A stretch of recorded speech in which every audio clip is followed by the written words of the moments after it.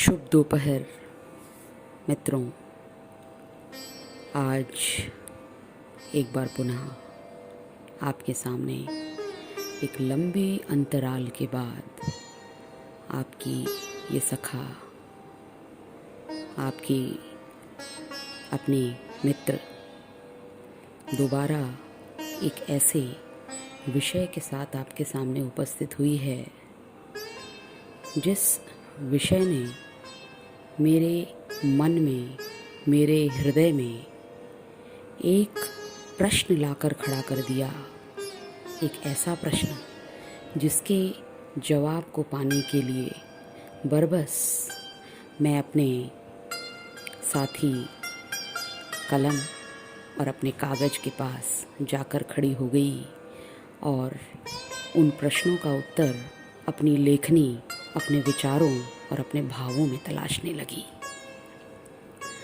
मित्रों, आज एक ऐसे विषय को आपके सामने लेकर उपस्थित हुई हूँ जिस विषय ने अपने एक ऐसे स्वरूप में मुझे परमात्मा की उपस्थिति, उनकी अकाट्य अनुभूति की अभिव्यक्ति कराई है, जिस विषय का नाम है वक्त। क्या है मित्रों वक्त? क्या वास्तव में परमात्मा की अकाट्य अनुभूति है? इन्हीं ऊहापोह की स्थिति से बाहर आने के लिए मैं कुछ शब्द आपके सामने रखने की इजाज़त चाहूँगी। आशा करती हूँ कोई भी त्रुटि होगी उसके लिए आप मुझे क्षमा करेंगे। कृपया मेरे शब्दों पर गौर फरमाइएगा। तो शब्द हैं, किसी ने कहा कि वक्त बलवान। मित्रों, किसी ने कहा कि वक्त बलवान, मेरे मन ने कहा कि करनी महान। द्वंद्व इतना भीषण था कि ठहरा न सका भीतर अविरल भावों का वह घोर मंजर। द्वंद्व इतना भीषण था कि ठहरा न सका भीतर अविरल भावों का वह घोर मंजर। फिर भी समझाया एक पल ठहर अपने भीतर के उस नटराज स्वरूप को उसी पहर।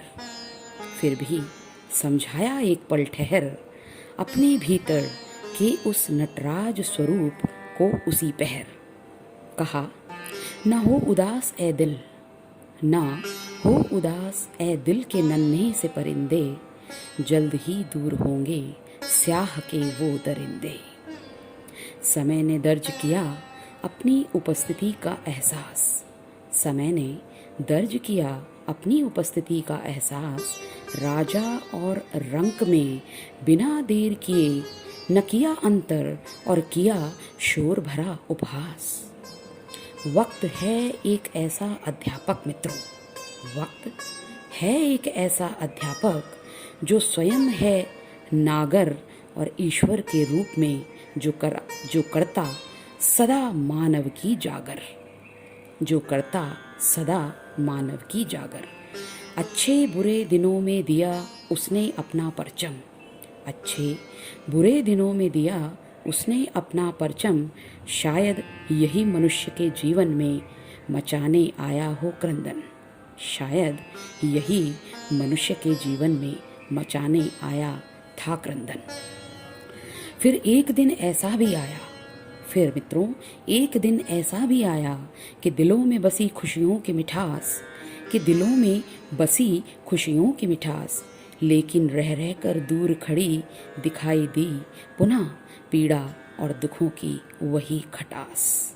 जो रह रह कर पुनः दिखाई दी पीड़ा और दुखों की वही खटास। तब तक प्राणी सुधर चुका था, तब तक प्राणी सुधर चुका था और हो चुका था पवित्र जल सम निर्मल। जो हो चुका था पवित्र जल सम निर्मल, है तैयार खड़ा वह बनकर नायक और ठहरा जग में पय सधवल। जो ठहरा जग में पय सधवल। हे गिरिधर, हे नटनागर, हे अमृत सम भवतारक, नर ही तो हूँ मैं जिसे बनाया तूने स्वयं के विचारों का एक परिचारक। जिसे बनाया तूने स्वयं के विचारों का एक परिचारक, कर्ता प्राणी का हृदय विचारों का पुनः नवीन अवलोकन, कर्ता प्राणी का हृदय विचारों का पुनः नवीन अवलोकन, जिसमें ईश्वर और आत्मा के अकाट्य बंधन का होता नित्य नवीन चिंतन, जिसमें ईश्वर और आत्मा के अकाट्य बंधन का होता नित्य नवीन चिंतन। क्या करूं मैं मेरे गिरधर, मेरे मन के आप हैं तारक। मैं हूँ एक गुनहगार जिसे हर रोज तू करता माफ, क्योंकि मैं हूँ अपनी आदतों से लाचार और तू है जो करता सदैव अपनी रहमतों से कारसाज, जो करता सदैव अपनी रहमतों से कारसाज। धन्यवाद मित्रों, आशा करती हूँ आपको मेरे शब्द अवश्य अपने हृदय के करीब महसूस होंगे। आपका अपने अमूल्य समय को देने के लिए कोटिशः धन्यवाद। आप सदा खुश रहें, सदा एक खुशहाल जीवन जिएं, यही मेरी परमात्मा से प्रार्थना है। शुभ दिन मित्रों।